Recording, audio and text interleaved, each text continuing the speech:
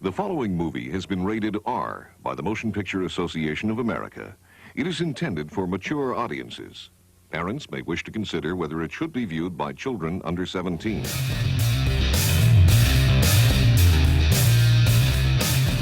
All right, now we're recording. Oh, Yeah. okay, yeah. We didn't get any of that other stuff on here, luckily. So, welcome back to the Project X podcast. I am Alan Smith, And I'm Big Dave. and we have prepared something a little. We've never really done a list. We've done some stuff in the past, of like we did like our most Gen X, where we kind of like it wasn't really a list. We just kind of like, well, this is some Kind of done a stuff. list. We haven't kind of done a list. We're going to actually do a full list this time. I actually came up with this one, and I think it's a good one because I'll be honest, you come up with most of them. well, but this was one I was like, yeah, this is actually pretty cool because we get to We're going to argue. but it is also a Although I don't know why we're going to argue. yeah, I really don't either because it's all opinion. But we're going to do a list. Each of us are going to do a top 10 list of our favorite movies. It's probably going to turn into another that's overrated. It might. I know one of them you're going to be like, yeah, it's overrated. Yeah, I'm sure I know which one that one is. Yeah. So yeah, I put together 10 movies, and Dave put together 10 movies. I've got some honorable I got a mentions couple. also. We'll talk about those later, but yeah, I guess we're just going to jump right into this. Dave, do you want to do your number 10? Number 10 is, well, it's kind of a slash, Okay. 9 and 10. Okay. The Robert Downey Jr. Sherlock Holmes movies. Okay. Have you seen those? I have. Those movies surprised me. I really Mm-hmm. enjoyed them, and I actually ended up going out and buying them. Okay. Those are fun movies. I Those think are they're the- supposed to be making a third one, if I'm not mistaken. Oh, please. I So, hope they do. uh, I hope he's kind of using Dr. Dolittle As as a- like a yeah, palate well. cleanser between all the Marvel stuff and comes Yeah. back to Sherlock Holmes. Well, there's already rumors that he might be coming back to Marvel, so that there's a way. So I don't think he should. we'll see.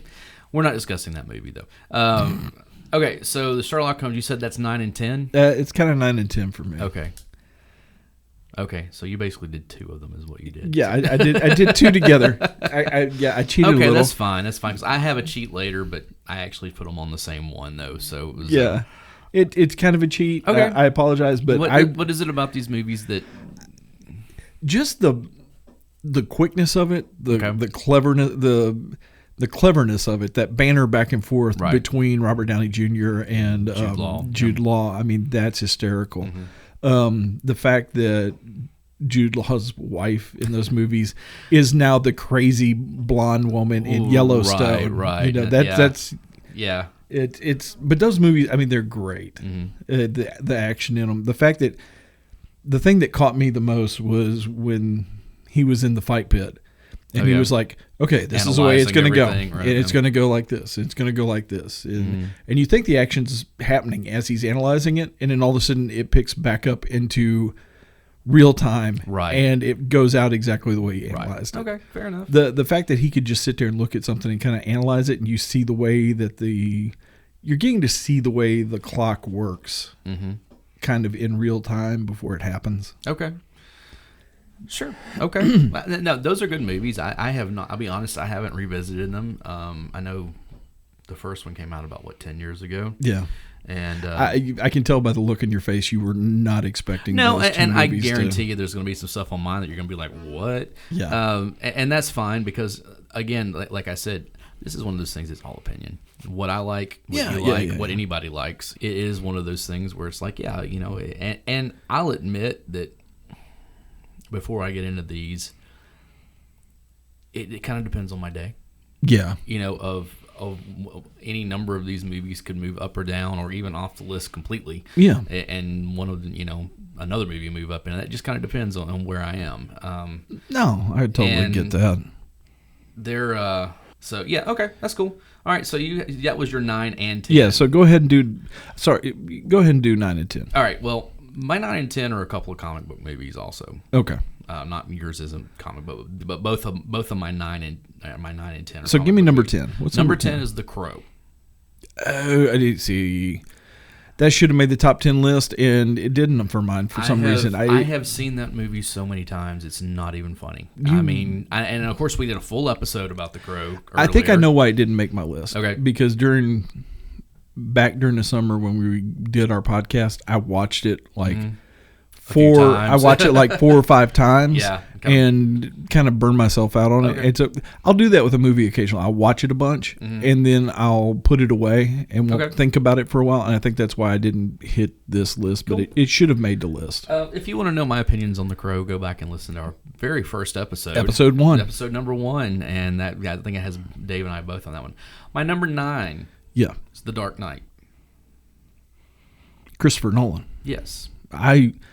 That's, it's Heath Ledger's Joker. That's the... You know me. I love Batman. I'm a huge Batman fan, especially of the Frank Miller Batman era.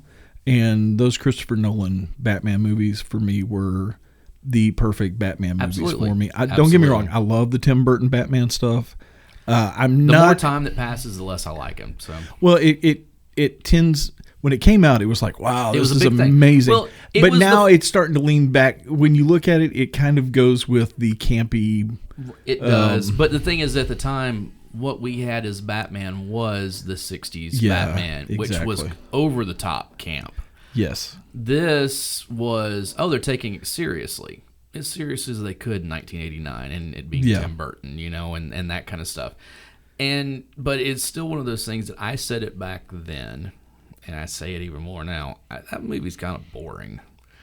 Yeah. There's not a whole lot that happens. I mean, there's stuff that happens, but it takes so long to get there, which is a typical Tim Burton thing. Yeah. We'll get it. That's a whole other thing. But for me, the Christopher Nolan Batman movies were perfect, and the Heath Ledger Joker is one of my favorites. I will say, I think you have not seen the new Joker movie. Or have you? No, I haven't seen it yet. See, I've actually seen it several times. And I enjoyed it. Joaquin Phoenix. I really enjoy that, but it's more of an Elseworlds than it is. It's more alternative universe. Right. This is what could have happened. Right. But it's not necessarily what happened. Yeah. And honestly, the Joker story has been so ambiguous over the years. The whole, like you said, like the Joker said, if I have to have a story, I'd rather it be multiple choice. Yeah. That works for that character. Yeah. That's awesome. Absolutely. So anyways, that's my 9 and 10. The Crow at 10 and The Dark Knight at number 9. Yeah. What do you have at number 8? Number 8 is Top Gun. Okay. Tell me what's so great about Top Gun.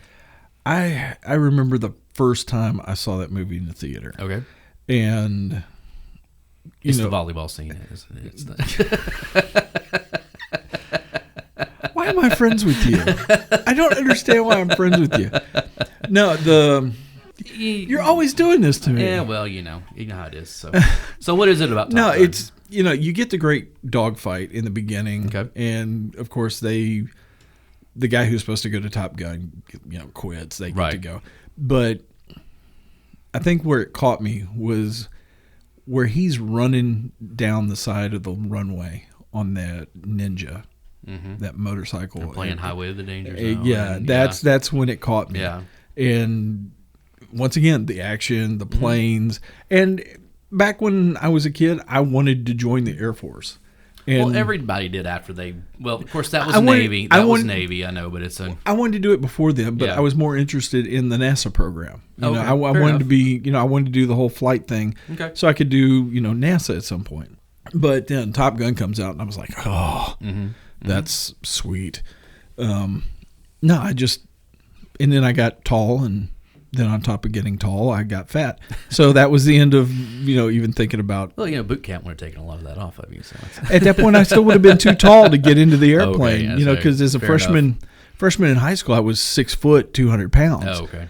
And I picked up an extra 2 inches very quickly after that, so... Okay. I think... Fair enough. I think you're actually average height for pilots at around 5'8". Yeah.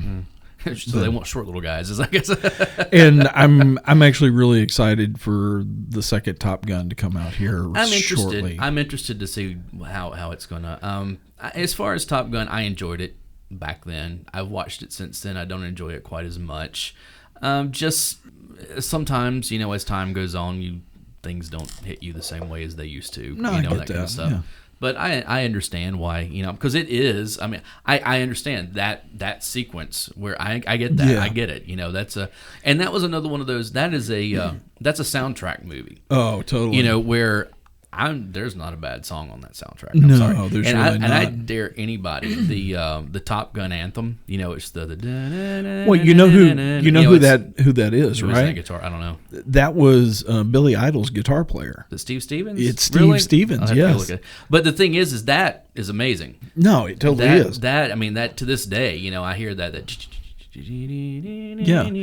No, I think Steve Stevens awesome. Did a lot of the score. The movie score for it, but and that's aside from the second that guitar hit, I was like, dude, that's Steve Stevens. I know it. And like I said, and that's aside from Highway to the Danger Zone and Take My Breath Away and Playing with the Boys and and all that stuff that's on there. It is a complete blockbuster. And I was already a car guy, yeah, and of course a motorcycle guy. I love motorcycles and. He's riding what's essentially the new Kawasaki Ninja, and at the time, and then the love interest of the show shows up in a Porsche, sport Speedster or not Speedster, Sport.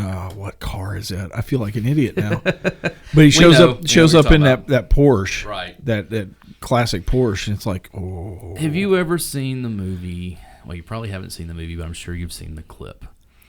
The movie is called Sleep With Me. Came out in the mid-'90s. Eric Stoltz and Meg Tilly. Okay. But there's this scene later in the movie. Matter of fact, you know what? I'm going to drop it in here. You know what one of the greatest fucking scripts ever written in the history of Hollywood is? What? Top Gun. Oh, come on. Top Gun is fucking great. What is Top Gun? You think it's a story about a bunch of fighter pilots? Yeah, it's about a bunch of guys waving their dicks around. It is a story about a man's struggle with his own homosexuality. I'm serious. That is what Top Gun is about, man. You've got Maverick, all right? He's on the edge, man. He's right on the fucking line, all right? And you've got Iceman and all his crew. Right. They're gay. And they represent the gay man, right. All right? And they're saying, go the gay way, go the gay way. He could go both ways. What about Kelly McGillis? Right? Kelly McGillis, she's heterosexuality. She's saying, no, go the normal way. He goes to her house, right? All right, it looks like they're gonna have sex. They're just kind of sitting back. He's taking a shower and everything. They don't have sex. He gets on the motorcycle, drives away. She's like, what the fuck is going on here? Right. Next scene you see her, she's in the elevator. She is dressed like a guy. She's got the cap on. She's got the aviator glasses. She's wearing the same jacket that the Iceman wears. She is, okay, this is how I gotta get this guy. This guy's going towards the gay way. So I gotta bring him back. I gotta bring him back from the gay way. So I'm gonna do that through subterfuge. I'm gonna dress like a man. All right? That is how she approaches it. Right. Okay. But the real ending of the movie is when they fight the MiGs at the end. All right, because he has passed over into the gay way. They are this gay fighting fucking force, all right? And they're beating the Russians. The gays are beating the Russians, all right? And it's over, and they fucking land. And Iceman has been trying to get Maverick the entire time. Finally, he's got him, all right? And what is the last fucking line that they have together? They're all hugging and kissing and happy with each other. And Ice comes up to Maverick, and he says, man, you can ride my tail anytime. And what does Maverick say? Maverick, you can ride my sword fight! Sword fight! Sword fight! Fucking it, man! Okay, first of all, that is wrong on so many levels. Second of all, that is not what they say at the end of that scene. The line is different, and, I know. And third of all, that is what it's like to be at a party where everybody at the party is on cocaine. It's Quentin Tarantino. What do you expect? So screw you, okay?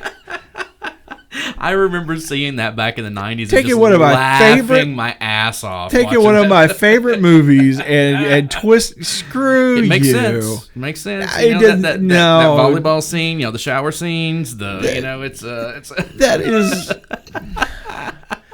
that is what. Why am I friends with you? Anyway, so Dave's number 8 was Top Gun. Or How I Learned to Be Gay. Yeah, what's your how next I Learned piece to Be Gay and Love It. So. What's your next piece of crap movie? My next piece of crap movie at number 8 is Dazed and Confused. Which actually says a lot about that last one. So. And what's sad is I can't even hate on Dazed and Confused. Dazed and Confused is such a good movie. When it came out in '93, I was a freshman in college, and it was one of those things where it just kind of spoke to that. Oh yeah, this makes sense. One of those movies that I love, which takes place in the course of one day. Yeah, and has some kind of high school element to it, but not really about high school so much. And great soundtrack. Awesome soundtrack. 2 good soundtracks, actually, because there's a volume 1 and volume 2. All classic rock stuff, It's Isn't that like Matthew McConaughey's first movie or something? That was one of his first movies. I don't know if it was his very first movie. It's the one he's known for. It's the one, he plays Wooderson. All right. And he's pretty much been playing that role on and off since then. And which, when he won his Oscar a few years ago, for Dallas Buyers Club, the very last thing he said was, all right, which is perfect that he brought it all back to that, And, but this was... you going to pick on the rest of my movies? Because it'd be a lot cooler if you did. I probably will. This was Richard Linklater's second movie. His first one was Slacker. I don't know if you've ever seen that one or not. Yeah, I've seen Slacker. It's a little all over the place, but it was like one of those things where it's like, no, it makes sense for what. All over the place. It was a lot all over the place. Again, another one of those movies that all takes place in one day. Yeah. But Dazed and Confused is just, it's so good. And the cast, man, you got McConaughey. Yeah. You got Ben Affleck. All right, let me tell you, I watched this movie countless times from the time that it hit like home video until whatever. And the thing is that in the meantime, Ben Affleck became a thing. Yeah. And it wasn't until I'd probably seen that movie a dozen times, and I was watching because at the end of it when they're playing Slow Ride, all that kind of stuff, and they start showing everybody like it shows everybody and puts their name out. Yeah. The actors never realized that was Ben Affleck until then. Really? And I was like, no, it's not. No, it's not. Yeah. Oh my God, it is. Yeah. And but yeah, like I said, those two. Of course, Jeremy London is in it. Yeah. Mila Jovovich is in it. You've got Adam Goldberg is in it. You've got who else am I missing? Joey Lauren Adams. Yeah. Renee Zellweger is actually in it. Parker Posey. One of the movies that actually helps the confusion between Joey Lawrence Adams and Renee Zellweger. But she's only in it for a small. Matter of fact, she's an uncredited. Like she's one of the girls like at the where they're doing the hazing. But there's several other people in there. We were I can't remember the guy's name now. We were actually talking about it last night. The guy that was in Rent. He's been in a bunch of stuff. You know what I'm talking about. Yeah, I can't think but of his his name. name. And it's just one of those things. And, like one of the original cast members or something. Yeah, actually, he did. Yeah, he did, and was in the movie. And like he's done a bunch of stuff. It's not just that. That me and my wife's friend Tanya. That's like one of her favorite things. Oh, really? Yeah, she loves Rent. I like it somewhat. It's okay. It's not my favorite Broadway play, but I like it. And I'll be honest. I saw it whenever it toured back in the 90s. And I was like, it's okay. I like the music, but I didn't really care for the story itself so much. Yeah. But then when they put out the movie, I saw it, and I was like, I really like this now. I don't know if it just took some time for it to grow on me. I've never seen either one. Yeah, it's okay. It's okay. Anyway, Dazed and Confused. That's great a good ensemble cast, and one of those things where it was like, okay, this came out at the very beginning of the 90s, and you saw these people become stars over time, So, it was kind of the new Brat Pack. Yes. Yeah, kind of, sort of. Yeah, kind of, sort of. Kind of, sort of, maybe. And speaking of them, that brings me into number 7, which is The Breakfast Club. Good one. Another one we've talked about on this show. That would go back to our The Most Gen X. Yes. Where we talked about it there. Another one, let's see, Anthony Michael Hall, Emilio Estevez, Judd Nelson, Ali Sheedy, and Molly Ringwald. Yep. And great cast. Yeah. Brat Pack. Good movie. Again, very Gen X movie. Yeah. Of okay, well here's this. We're all a little bit of all of those. Exactly. And yeah. just kind of the disillusionment of a whole generation of, oh, you mean I got to be here? All right, fine, whatever. Yeah. Good movie. Good soundtrack again. Awesome soundtrack. Awesome. Yeah, get the Smiths on it. It's like, again, we went back to our whole like the Smiths, hate Morrissey. So finally one with no controversy or mocking from you. We agreed on that. What's your number 7? My number 7 is another Ben Affleck movie. What is it with you and Affleck? This is the kind of the last one. Chasing Amy. Oh. Okay. I rewatched this recently. At one time, this movie would have been a lot higher on the list. Yeah. That had a lot to do with where I was at that time in my life, and also being young, and being a big Kevin Smith fan, and all this kind of stuff. It is a really good movie. I have read and heard from different people who, when I've said this, that they're like, how can you like that movie because blah blah blah blah blah. I will admit it is not one of my favorite Kevin Smith movies. I mean, it's okay. Yeah. Well, it is that. It's the end of the original Jersey trilogy. Yeah. I mean, it's when you had Clerks, you had Mallrats, and then you had Chasing Amy, and it wrapped it up in a nice bow. Yeah. And then, it went on after that. You got Dogma, and you got Jay and Silent Bob Strikes Back, and Clerks 2, and now Jay and Silent Bob Reboot, and which I just got in the mail. It's if you like Kevin Smith, you're going to like this movie. I can't wait to actually watch it. Because it is. I heard someone. This is not mine, but it's true. I heard someone on a podcast another podcast I listen to, saying that it is basically saying that Avengers Endgame, if you have not seen the other 21 movies prior to it, is actually more accessible than Jay and Silent Bob Reboot is. And it's true, because every bit of it hinges on the fact that you've seen all the other movies. Oh, yeah. I mean, and like, not even like, oh, well, I know Captain America, I know this, I know that. Yeah. I can get into this. Okay, this bad thing happened. Okay, this is where we're going. This is if you've not this seen is any of the movies inside prior, joke to the inside exactly. joke. It is if you have not seen any of the other movies, you're not going to understand what's going on here. It's I can't wait to watch it, and it actually came with a bonus because I ordered it from the company that Kevin Smith's doing the distribution with. So I got the Blu-ray, but they also sent me basically what would have been the credentials for Chronic Con. Right. Which is in the movie. Which is in the movie. So that's kind of cool. So yeah, Chasing Amy, I love the movie. I mean, it's as far as a movie that actually has a lot to say about relationships, just in general. I think this movie nails it, of like the insecurities that we all have.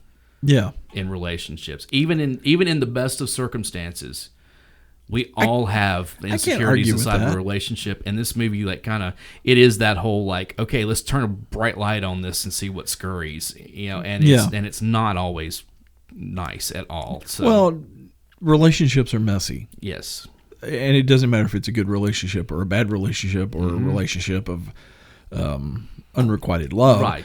They're all messy. And yeah, you're right. It's kind of turn the lights on. Let's see what scurries. Right. Which I can't take that away from you. I mean, you're right about that. It's just not one of my. I like the Kevin Smith movies. It's not. Well, it beats Dogma. I know you don't like Dogma, and Dogma's not in my top. I mean, it is one of them. And honestly, the Avengers comparison to the Jay and Silent Bob was a nice tie-in because Stan Lee. Oh yeah, is a big part of that. Well, it's Mallrats. He's in that. Oh no, you're right. I screwed that one up. But it's part of the universe, you know those better than I do. It's because I'm a geek. So anyway, so that's my number 7 is Chasing Amy. What is your number 6? Is it The Godfather? It is The Godfather. If you listen to our overrated episode, you know where we're gonna, Yeah, screw you. It's The Godfather. It's one of the greatest movies ever made. If you say so. Okay. It just didn't hit me. And I like all three of them. I like everyone. Probably once every 2 years, once every 3 years, I'll sit down and I'll watch all three of them back to back. Fair enough. And I really enjoy that. Okay. So that's my number 6. Okay, that's all you're going to say about it? That's all I'm going to say about it, that's because fine. I hashed that thing out Okay, fairly we well talked in about our it again. overrated, Okay. and you know how much I love that We got movie. a lot of callback on stuff here. So It's kind of Okay. like Jay and Silent Bob the reboot. If you haven't listened to the rest of them, you're going to have to catch up. My number 6 is a movie you probably do not know. Okay. It came out in 1996. 1996. And the name of it is Beautiful Girls. It was directed by Ted Demme, who Okay. is no longer with us. Ted Demme is probably best known for being the one that created and ran MTV or Yo MTV Raps Okay. back in the you think about that, it's like Ted Yeah. Demme. Wow, really? No, but he had that, he died in like 2002, I think, or 2001, 2002. He was pretty young. I think he was only like 35 or 36 years old. Had a massive heart attack. Wow. Yeah, and but anyways, Beautiful Girls is. God, we could do a whole episode on this and some other that goes to some ancillary stuff that kind of goes into it. But this has one of the most 90s casts that ever 90'd. Okay? Okay. Here we go. All right. Timothy Hutton. Yeah. Are you writing this down? No. Keep going. I'll listen. Timothy Hutton. Okay. Yeah. Matt Dillon. Okay. Michael Rappaport. Okay. Rosie O'Donnell. Okay. Lauren Holly. Okay. Natalie Portman. Yeah. Uma Thurman. Love Uma Thurman. And Mira Sorvino. Oh, okay. I mean, this is the most 90s Yeah. the most 90s movie that ever 90s. The only thing that's missing is Ethan Hawke, basically, or Winona Ryder. When you put one of those two in there and you have the most 90s movie ever, okay? Or River Phoenix. Well, he was dead by that point. Well, so yeah. But yeah, just saying, basically what it is, Timothy Hutton's character, Willie, is coming back to his hometown. It's supposed to be, I guess it's their 10-year reunion, high school reunion, somewhere in there. That they never quite specify, but you assume it's somewhere in that, okay? Sure. So he's been living in New York. Oh, and Annabella Gish is in it also. I forgot almost. Oh, and there's a small, I keep saying that. It's like Annabella Gish is in it, and then I also forgot David Arquette is in it as Oh, well. wow. So yeah, most 90s movie that ever 90s. Basically, he's coming back home for his high school reunion. He's kind of at that point in his life where he's trying to figure out, he's a musician, and it's not going well, and he's trying to figure out what he's going to do going forward. And it's all of his friends are still back in Knightsbridge, and it's kind of him coming back, and of course they're all like, hey, so what's going on, how's it going? And he's basically at a trying to figure out what's going on. Yeah. Natalie Portman is like, this is, I don't know if it's the next movie after The Professional, or it's one of those where it's like she's still really young. She's That's like, a great movie, yeah, by the way. she's a young teenager in this, and she's the next door neighbor, and she's kind of she plays the kind of precocious, wise beyond her years, young kid that you see in a lot of these movies and stuff, but it's really good because it's and then she turns around and plays the most naive, believe anything you want to know in the Star Wars prequels. Yeah, it's a good movie. You own it? Of course I own it. Okay. We're going to have to sit down and watch it. Again, I'm going to drop another clip in here because it's got this wonderful monologue that we are going to listen to right now. Hey, you're both fucking insane. You want to know what your problem is? MTV, Playboy, and Madison fucking Avenue. Yes, let me explain something to you, okay? Girls with big tits have big asses. Girls with little tits have little asses. That's the way it goes. God doesn't fuck around. He's a fair guy. He gave the fatties big, beautiful tits. And the skinnies, little, tiny niddlers. It's not my rule. You don't like it, call him. Hey, Mitch. Thank you. Oh, guys, look what we have here. Look at this. Your favorite. Oh, you like that? I can go along with that. Yeah, that's nice, right? Well, it doesn't exist, okay? Look at the hair. The hair is long, is flowing, it's like a river. Well, it's a fucking weave, okay? No. And the tits. Please, I could hang my overcoat on them. Tits by design were invented to be suckled by babies. Yes, they're purely functional. These or Silicon City. And look, my favorite, the shaved pubis. Pubic hair being so unruly and all. Very key. This is a mockery. This is a sham. This is bullshit. Implants, collagen, plastic, cap teeth, the fat sucked out, the hair extended, the nose fixed, the bush shape. These are not real women, all right? They're beauty freaks. And they make all us normal women, with our wrinkles, our puckered boobs, hi Bob, our cellulite, feel somehow inadequate. Well, I don't buy it, all right? But you fucking mooks, you think if there's a chance in hell that you'll end up with one of these women, you don't give us real women anything approaching a commitment. It's pathetic. I don't know what you think you're gonna do. You're gonna end up 80 years old, drooling in some nursing home? Then you're gonna decide it's time to settle down, get married, have kids? What are you gonna find a cheerleader? Charge it, Mitch. I think you're oversimplifying. Oh, eat me. Look at Paul. With his models on the wall, his dog named Elle McPherson. He's insane. He's obsessed. You're all obsessed. If you had an ounce of self-esteem, of self-worth, of self-confidence, you would realize that as trite as it may sound, beauty is truly skin deep. And you know what? If you ever did hook one of those girls, I guarantee you'd be sick of her. Yeah, I suppose I'd get sick of her after about, 20 or 30 years? Get over yourself. Thank you, Mitch. What? Say hello to Gertrude. No matter how perfect the nipple, how supple the thigh, unless there's some other shit going on in the relationship besides the physical, it's gonna get old, okay? And you guys, as a gender, have got to get a grip. Otherwise, the future of the human race is in jeopardy.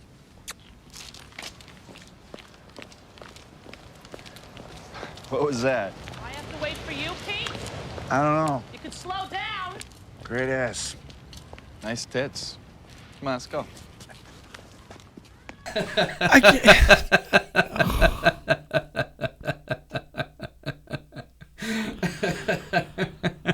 Why do I expect anything else? Look, that's funny and true on so many levels as well. In some ways, I've been guilty of it. I know, but but it's one of those movies. You know, it's kind of that whole.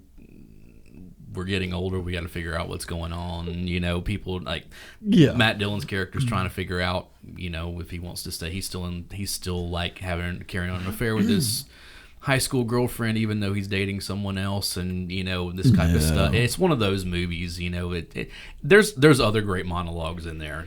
Michael Rappaport has one where he's talking about like the models, like that kind of stuff that is just spot on perfect. So, anyways, Beautiful Girls. I loved it. Oh, great soundtrack too. Oh, really? Another one of those. It's got Afghan Wigs and Chris Isaac is on it, and who I've seen in concert. Trying to think, great entertainer. I know. I'm trying to think. Of some of the other great soundtrack. Okay, great soundtrack. So anyway, so what is your number 5? I have a thing for gangster movies. Okay, and my number 5 is Goodfellas. Good movie. Good Scorsese. Okay. Yeah, good Scorsese. Yeah.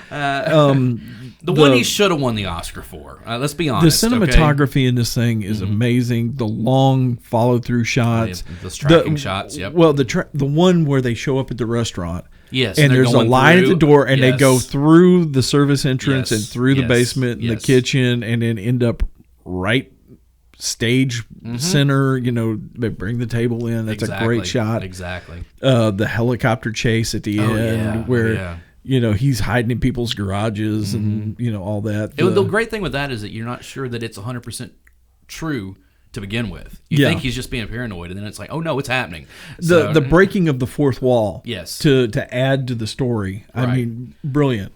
And this is where I'm going to bag on Scorsese a little bit, because they just came out with The Irishman. Right. And it felt like he decided to get all of his best friends together and rehash Goodfellas all over again. And while I enjoyed The Irishman, it really felt, even though it's supposed to be based on a real story, it felt very derivative. Right.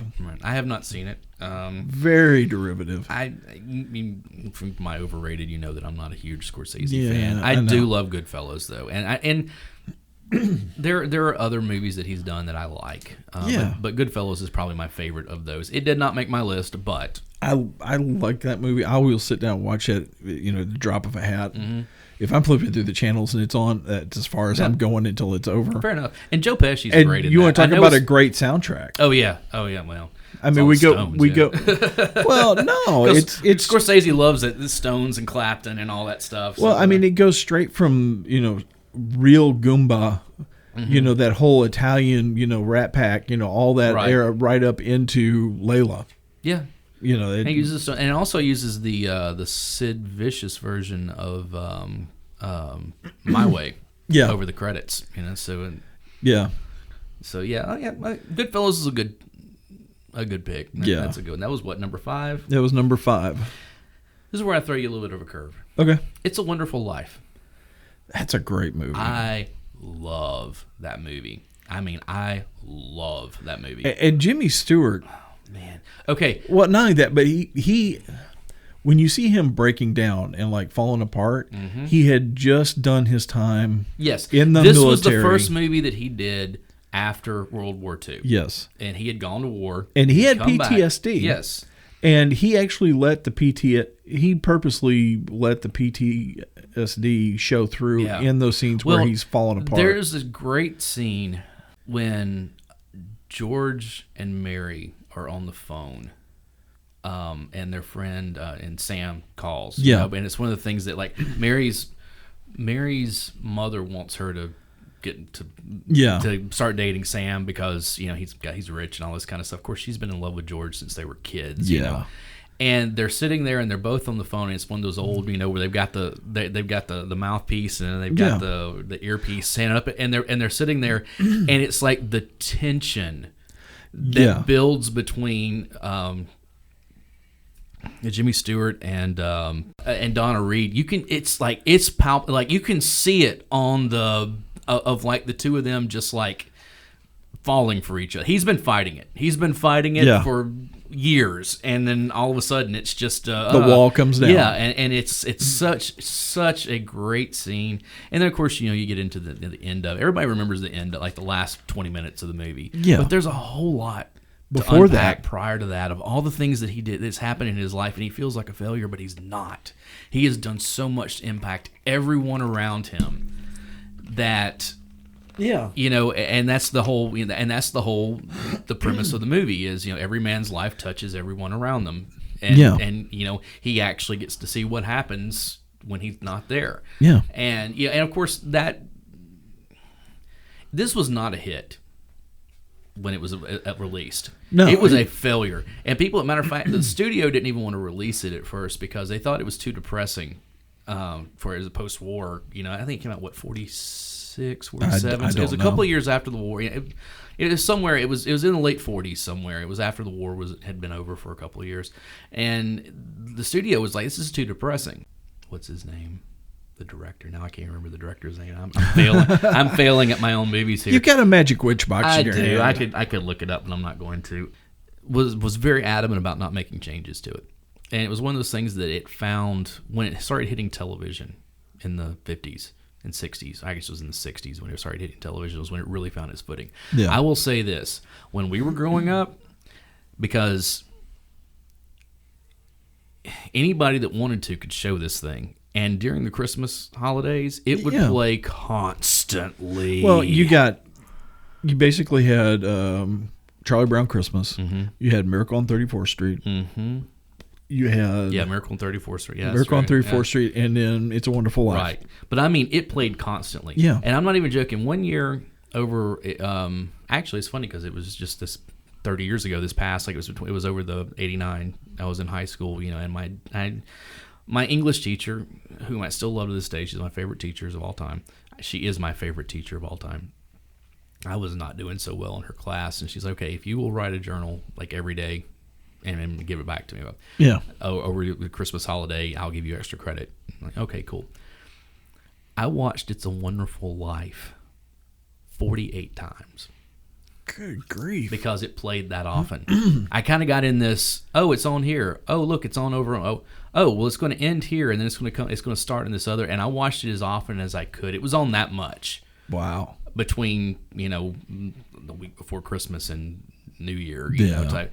And I wrote it down every time, of like, I watched This Wonderful Life again. Actually, I watched it 3 times today. I watched it on this channel, type stuff. Yeah. And none of these were doing like marathons where they were like, like the Christmas Story thing. It was like, no, these were all TBS, right. 24 Hours of Christmas. Exactly. Story. But the thing is that somewhere in the mid-90s, NBC bought the exclusive rights to it. It only airs 1 time a year now on network television. It's on NBC, and they make it a 3-hour deal. Like, you will sit there and watch, like, I'm not joking, you will watch 10 minutes of this movie, and then there'll be a commercial, and then they'll show 10 minutes of this movie, and there'll be a commercial, and they'll show 10 minutes until they stretch it out for 3 hours, and it's unwatchable that way. Yeah.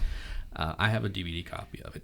I remember when they colorized it. Whenever Ted Turner was doing all that stuff back in the late '80s. I think I saw it once and I hated it. Wasn't it? Yeah, it's you you got to watch the original in black and white. Same with Miracle on 34th Street. Such a good movie. I mean, just a good movie.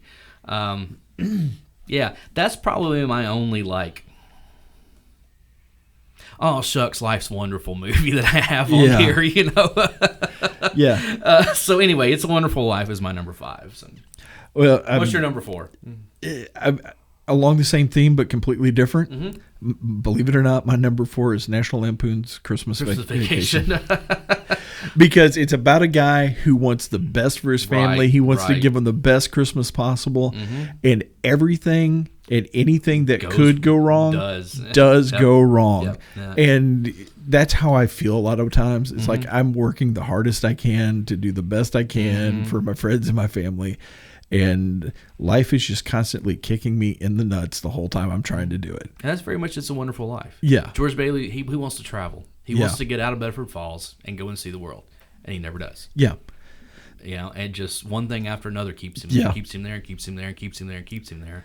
But we find out that he was needed to be there. Yeah. So but, and this is a guy that he wants it so bad for himself and for his family. He overdoes it. He tries way too hard, which I can completely relate to in my life. Right.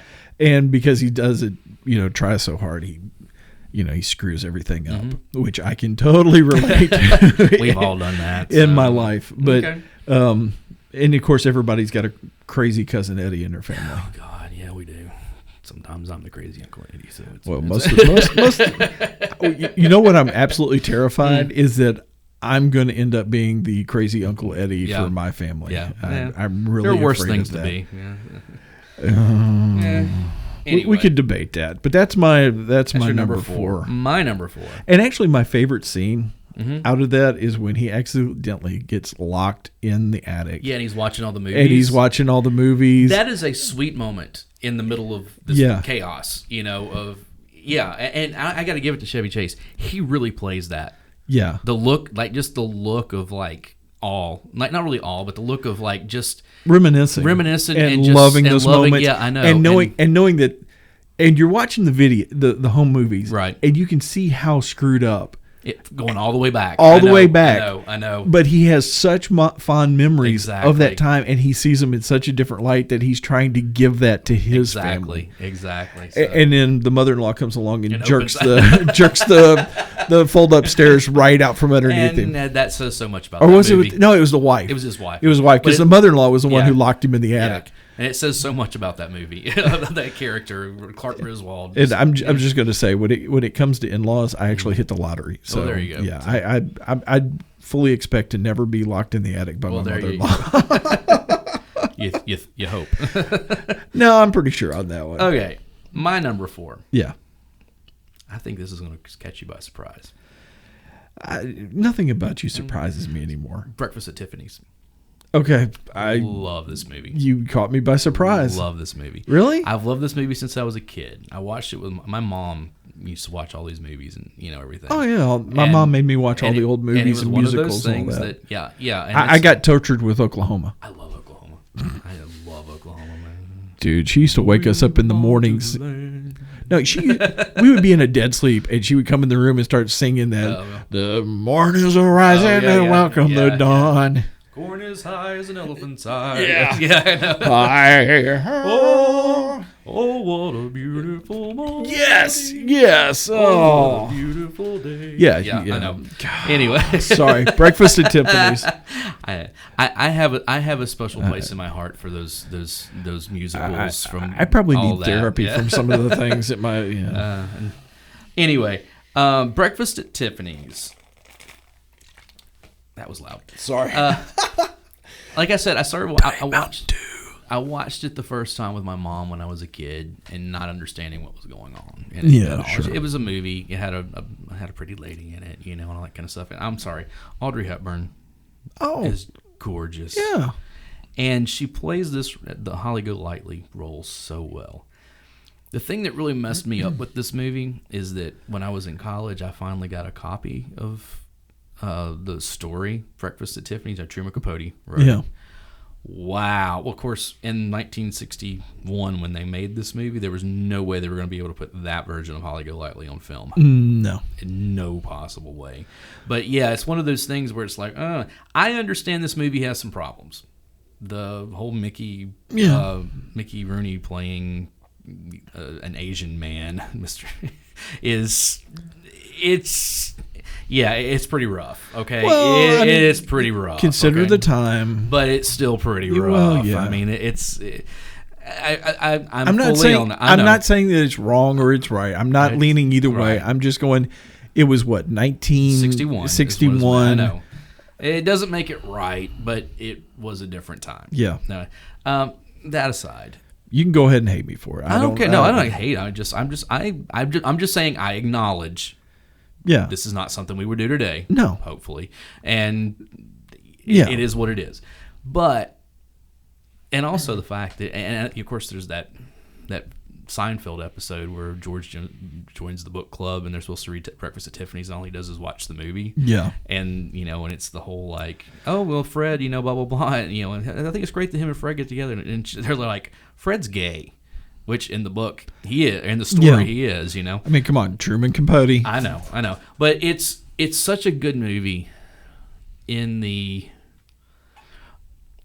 Holly Golightly, because we find out her real name's Ida Mae something or other. She from Arkansas, or I forget where it is exactly, but it's one of those things. She went away to the city and completely reinvented herself, which a lot of people do. Whole different personality, whole different persona, whole different name, whole different everything, and is just this real. She has goals in life, for good or bad, that she's trying to accomplish, which is basically marry someone who's got money. Yeah. Because she doesn't want to be poor white trash anymore, is what it comes down to. Yeah. And the soundtrack is so good. So the Henry Mancini, with that kind of stuff. Of course, he wrote Moon River for this. Yeah. And I love Moon River. I think it's a great song. Yeah, and but the score, the rest of the score for that movie is just so good. And but yeah, I love it. It's just it's got the whole. I mean, just the way they film New York, the way they film her, cinematography, everything. The lighting. It is, and it even for its time. And like I said, they cleaned up quite a bit from the story. Yeah, it's still because Fred is sleeping with a rich woman to basically she's taking care of him and he's giving it to her. Yeah. And that's what it is. He's a writer that's not doing well, and all this kind of stuff. And so it's an interesting story. He's got a sugar mama. Yeah, pretty much. It's an interesting story all in all. So anyway, Breakfast at Tiffany's, I love that movie. So there we go. All right. What is your number 3? Actually, I'm gonna do a double punch on you on this one because they're kind of tied together. Okay. Number 3. See if you can figure out the common theme here. Just give me number 3. Number 3 is McClintock. John Wayne. Yeah. Okay. Number 2 is the Quiet Man. The Quiet Man. It's a good one also. That reminds me. I got an honorable mention now that I think about it. I keep adding to the honorable mention. Again, this is one of those like, oh crap! I should have thought about this one more. I'm a huge John Wayne fan. I love all, and I'm generally it's the John Wayne westerns. I don't really get into his war movies. That just doesn't do it for me. I like the westerns. I agree with you there. The John Ford, John Wayne. Oh, yeah. combination between that cinematography and the way they shot those westerns. True Grit. True Grit. True Grit, Rooster Cockburn, all that, The Cowboys. The Cowboys is one of my honorable mentions. Is a great movie. It's one of the very few that he dies in. I know. But McClintock that is a Western, right? That is a Western. Which is the one I'm thinking of that's not a Western, where he plays a detective? I don't know. It's something along. It's a name like that. Yeah. Whatever. Okay. Anyways, McClintock. But McClintock and Quiet Man both have as his female counterpart O'Hare. Catherine O'Hara. Catherine O'Hara. No, Katharine Hepburn. No. Is it Catherine O'Hara? Mm-hmm. The redhead. Let's look it up. Go ahead. Okay, no, I just want to make sure because I actually think Catherine O'Hara is from Beetlejuice, and I think we got the name mixed up. Is all it is. Well, it might be, but it's the same female actor. McClintock. But McClintock, he's basically has built his own fortune, and his whole ranch. Maureen O'Hara. Maureen, thank you. O'Hara. Yeah, Catherine O'Hara. Yeah, she's you're right. Beetlejuice, Maureen. and Thank you. You know me. If I sleep, it's a hard reboot. I said the same thing. Yeah, Maureen O'Hara. So. But redhead. She's the female counterpart in both movies. In McClintock, she is the firebrand wife.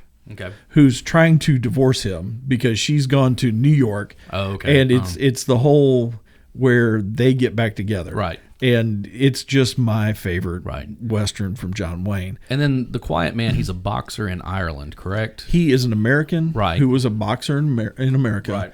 And there's been a tragedy.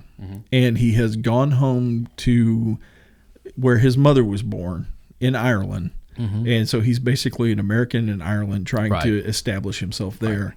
And that's where he meets Maureen. Okay. I've seen, again, my mom, huge John Wayne fan. That is actually the only non-cowboy John Wayne movie that I like. And that's like, I love that movie. Once again, the cinematography, the coloring of the movie. Oh, yeah. The Technicolor, the way they used to do that. Oh, man, it's so gorgeous. It goes back to what we were earlier when we were humor in that movie is just earlier hysterical. when Dave and I were we went and got something to eat and we were listening and I had put on the Eagles Desperado album and there's the opening song is this song called Doolin Dalton, and I was telling him this because that is essentially a country album and it's all a very Western album. It's all Walsh. It's all cowboy songs basically, and they do this wonderful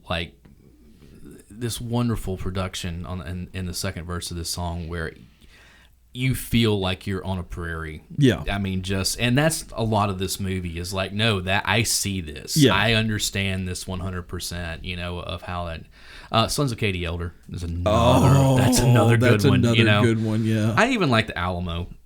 As inaccurate as it is, some stuff, but Big Jake. That's a good one.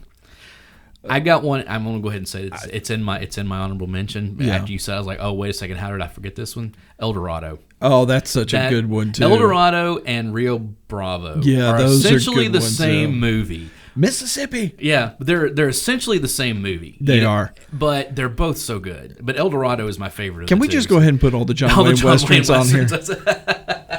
I love the John Wayne Westerns. And we kind of got off. Okay, so that's my 2 and my 3. Number 3 is McClintock. Number 2 is A Quiet Man. Okay, fair enough. My number. Okay, I'm going to go ahead and say this right now. My 1, 2, and 3. Okay. At any given time, rotate around depending on the day and your mood. Depends on the day and my mood. But as of today, give me number 3. My number 3 is Almost Famous. I love that movie. Love that movie. And I almost mentioned it while you were talking about Breakfast at Tiffany's because you can see that character being emulated by Penny Lane. Penny Lane's absolutely, yeah. Yeah. Completely, her real name was a Lady, what was her last name? She finally tells her real name, like late, it's Lady something, or I can't remember that. But it is one of those things where she completely just reinvented herself. Yeah. This is who I want to be. These are the people I want to be around. Well, in the movie, really, she reinvented herself twice because there was the person she was, then she became Penny Lane. Right. And then when she put, the two main characters. Oh yeah, Russell and William together at the end of it. Yeah. Then she is cashing in all her partial tickets to go to Morocco and reinvent herself again. I know. So it's but that is such a.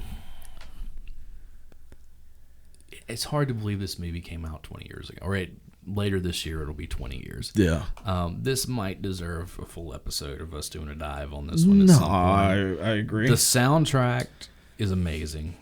The music that they recorded for the fictional band is the you can't get any Stillwater more stuff. Fever Dog, the song they did that they actually performed. Like I have said many times, that is one of the best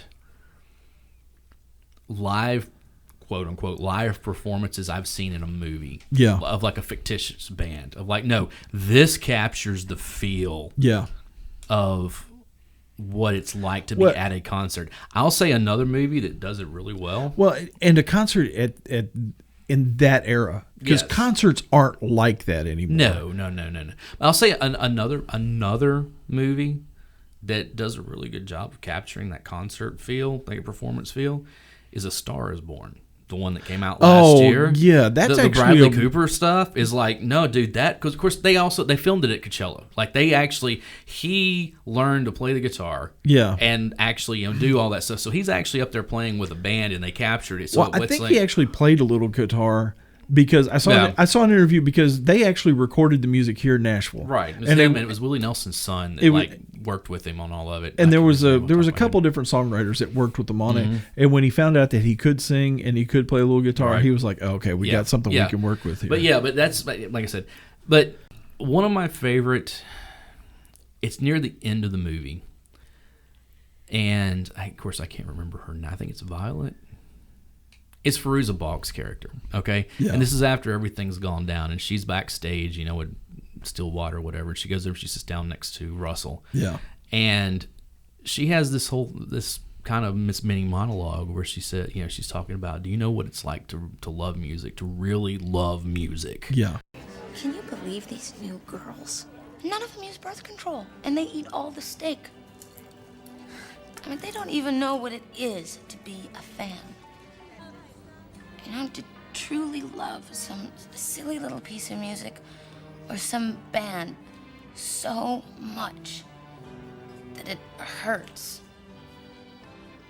And some silly little piece of music, exactly, and you love it so much. Exactly. And I'm like, no, I remember that very well. There's still music that I love like that. Yeah.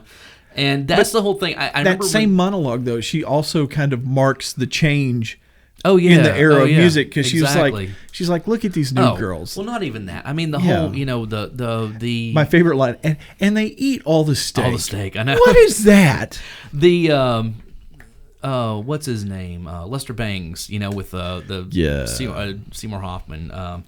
Philip Seymour Hoffman. He's that there's so many things in his little monologues. That's actually my favorite character in the movie. It's the Lester Bangs character. And of course, it's a fictionalized character of him and everything. But it's still, but it's one of those things. Like he's talking to William the first time. And he's like, so you must be a star at your school. Writing to the paper. He's like, no, they all hate me. He's like, don't worry about it. You'll meet them again in that slow move back to the middle. Yeah. And it's like, oh, that is so nihilistic and real at the same time. It's just like, and then where later he has that whole thing, where he's telling you, he's like, no, they won.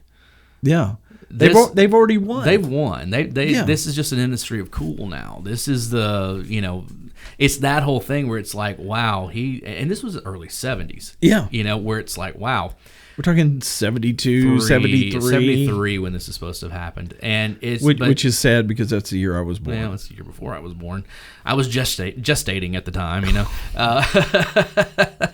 I was planning my escape. Okay, Stewie. Way to go, Stewie. But it's such a good movie, and of course it's Cameron Crowe, and Cameron Crowe has made some singles. Yes, it was a movie that would be in my top 25 probably. I love that movie. I just watched it again here recently. And surprisingly holds up for being made in the early 90s. It's like, you could do a couple of tweaks here and it would still be relevant today. Anyway, but another great cast: Philip Seymour Hoffman, Of course, this was what introduced us to Kate Hudson. Yeah. Frances McDormand. Yep. Jason Lee. Yeah. Wonderful in this movie. Jimmy Fallon. Yeah. Is in it. I mean, it's one of Mark Maron's got a small role. I mean, it's one of those things you can kind of go, Fairuza Balk, you got Anna Paquin, who else is it? It's just kind of one of those, Zooey Deschanel. This is the first thing people really noticed Zooey Deschanel in, Well, yeah. So, I mean, it's... Of course, that ties right back into Almost Famous, so... That's what I'm saying. That's what we're talking. So, anyway, that's my number 3. I guess I got to do my number 2 since you already did your number 2. Yeah. Number 2, hit me. Number 2 is a cheat. Number 2 is a cheat. Because I put 2 movies together. Okay, I've done that. Clerks and Clerks 2. Yeah. Well, they're kind of the same movie, but not. They're the same movie 20 years apart. Roughly, yeah. Yeah. Well, 10-ish years apart. So, man, Clerks... So we've already kind of we talked about this. We did I know, Clerks and Clerks 2. I know, and again, go back and listen to it because we really got to. But it is still one of those things that 25 years later, Clerks was a little over 25 years old now.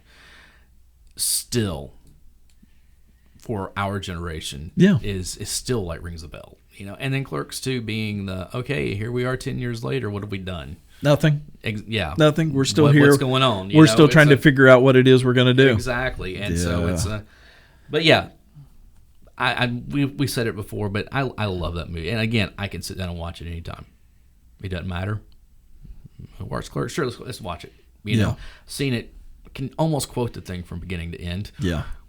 Don't care. It's so anyway. Yeah.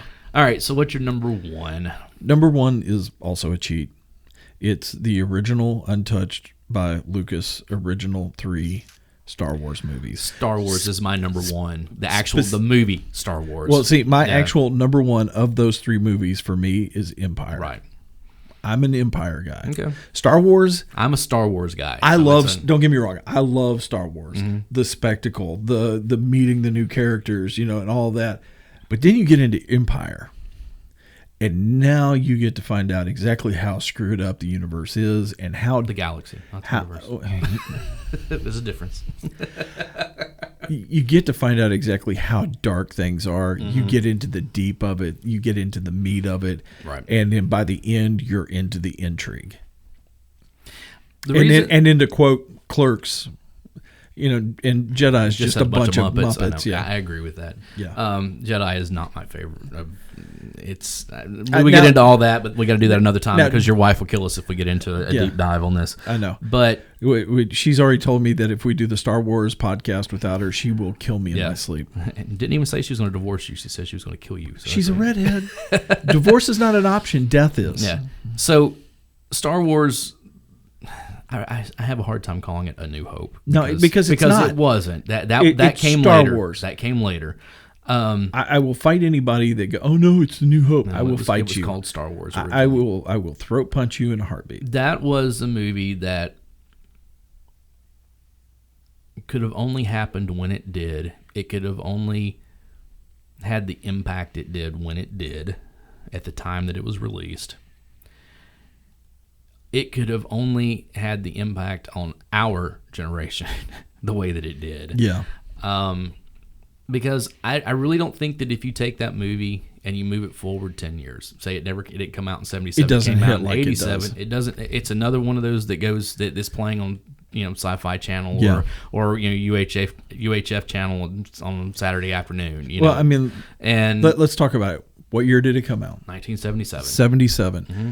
Vietnam War was over. Basically over. Oh, it was over by that point. We had pulled out of pulled out of there. That was in 75 when we pulled out. So 75 we're pulled out, but we're dealing with the folks coming back and them not being treated the way they should have been.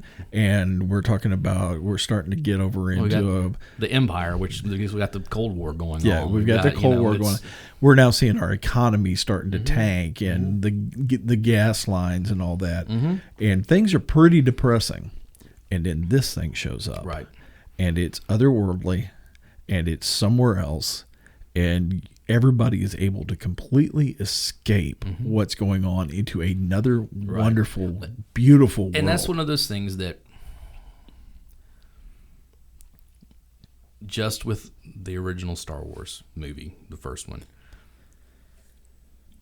we all projected ourselves on Luke Skywalker. Yeah. That's me. We all wanted to be Han Solo, but we were all projecting ourselves on Luke Skywalker. That's, the girls were projecting themselves on the Princess Leia. Yeah, I wanted to be Han Solo. Right. Han Solo was my guy. That's who I grew up with. I'll be honest. It wasn't until I was older that I started to like. I always acknowledged that Han was cool, but I'd never realized that. No, that's the character here. It was Luke. It was always Luke was awesome, but for some reason I was always drawn to Han. Mm-hmm. I mean, this guy. He's basically a space cowboy. Yeah. I've always, well, that was the whole thing with that movie. That is a space cowboy movie. Yeah. Is what it is. I mean, and growing up watching John Wayne movies, this guy had a killer gun in a holster. Mm-hmm. He dresses the way he wants to. He's got his own ship. Mm-hmm. He's got a partner that will rip your arms off if he loses in a game of chess. Right. He's hitting on the girls. He does what he wants to. That reminds me. I know that you finally saw The Rise of Skywalker. Yes.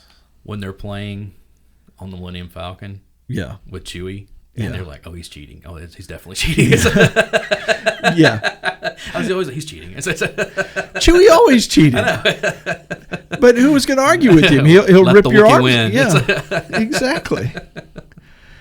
Anyway, so we wound up on Star Wars. I kind of thought we might. Yeah. But like I said, at any given point, Almost Famous or Clerks could move up into that. Yeah. Those three. The Star Wars trilogy is always going to be on top. And like I said, I take Star Wars because it's a little predictable.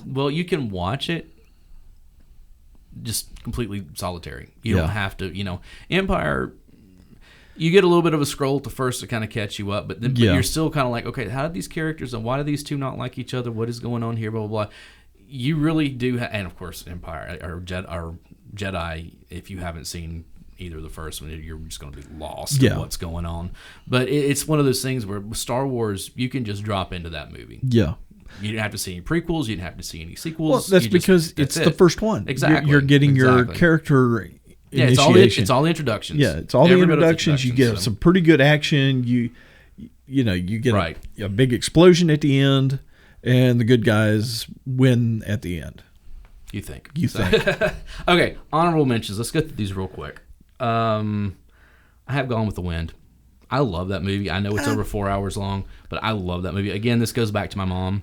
Yeah. Watching it when I was a kid. And I just went last year because it was the 80th anniversary and saw it in a theater. And that was pretty cool. I will admit it's one of those movies that everybody should see. Mm-hmm. They should probably see it a couple of times because you can't get it all. Oh, no, it's over 4 hours long. You have to watch. It's one of those you got to put it on the list to watch. Right.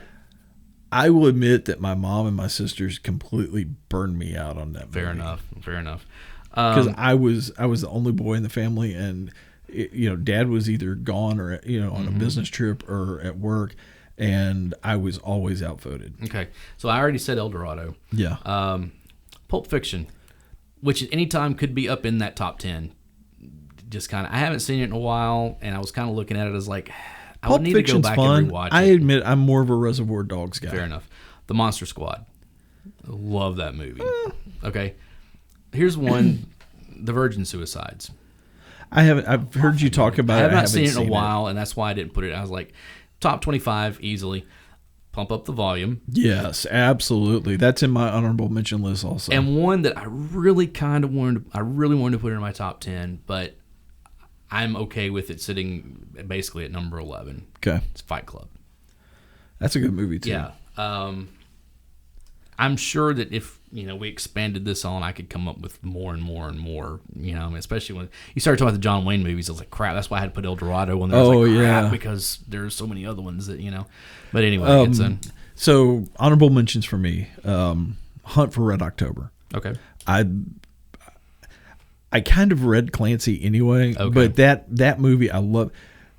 Sean Connery as a cranky old Russian submarine guy. Mm-hmm. I buy it. Okay. That was Baldwin, right? Yeah, Baldwin played. Jack Ryan. Yeah.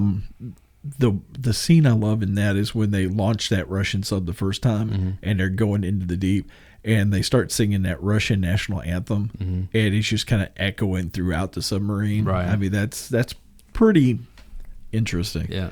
I've got a weird one, pun intended. Weird Science. Okay. Michael Anthony Hall. And I forget. I don't think the guy that played his counterpart in that did anything past that. But Robert Downey Jr. is in that, and so is Bill Paxton. Yeah, and of course Kelly LeBrock. How can you forget Kelly LeBrock? I mean, it's yeah. You little freaks want to do now. Yeah. Probably for me, this is almost the Gen X coming of age movie, and gangster movie all in one is Grosse Pointe Blank. Okay, I love that movie. I love the whole. I grew up on Northern Exposure. I love love that TV show. Oh yeah, that's a good and movie. Her working in the radio station. Oh yeah, and it blowing out onto the street, and her doing the commentary over it like Chris would have done on right. I love that. The fact that Dan Aykroyd is trying to kill. Oh yeah, I know. Plays the bad guy in it. Another good soundtrack. And it's the whole go back to Jeremy Pivens. Come on, 10 years. Yeah, it's going back home, seeing what everybody else did.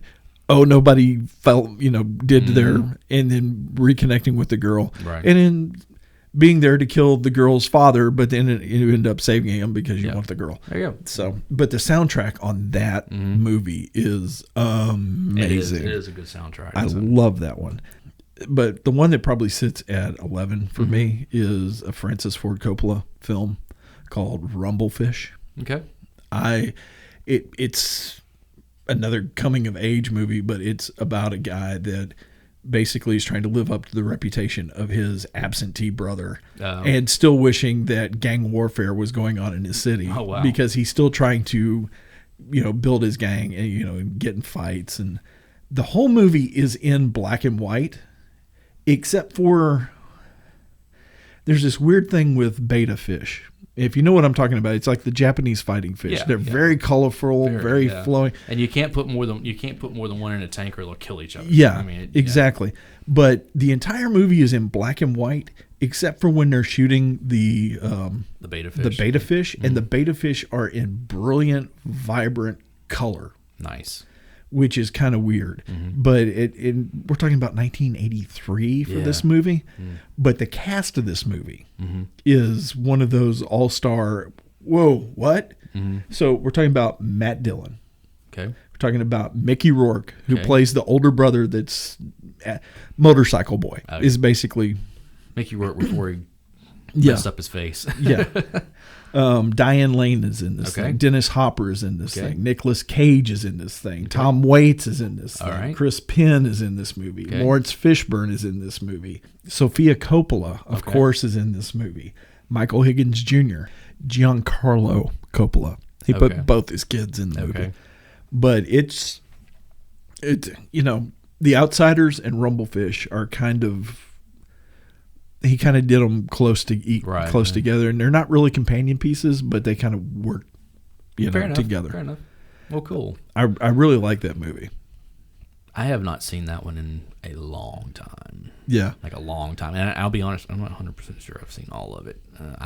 It's been a while. When A&E used to do a lot of art film. Oh yeah, A&E would play this movie probably once a month.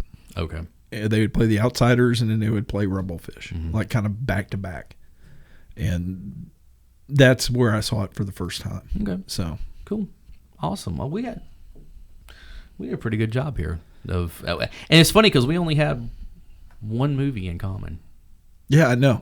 How many times it was number one? It was like that hasn't happened the entire time we've been doing this. No, I fully expected. Stealing. There was stuff that we weren't going to have, but I thought, well, we'll have more. Yeah, I was like, I wonder if we're both going to have Star Wars at the top. Oh, absolutely. Like, but hi, I'm a geek. Yeah. But I'm really kind of surprised that you didn't have The Crow in your, well, so, but I mean, I should have honestly if I had to replace a movie in that list with The Crow, it would probably be one of the Sherlock Holmes. Fair enough. But okay, Yeah, The Crow should have been, but like I said, it is what it is. I watched it like 4 or 5 times before we And again, talked about it, and I burned myself out on it. And if I burned myself out on it, I purposely push it out of my head for a while. I gotcha. Yeah.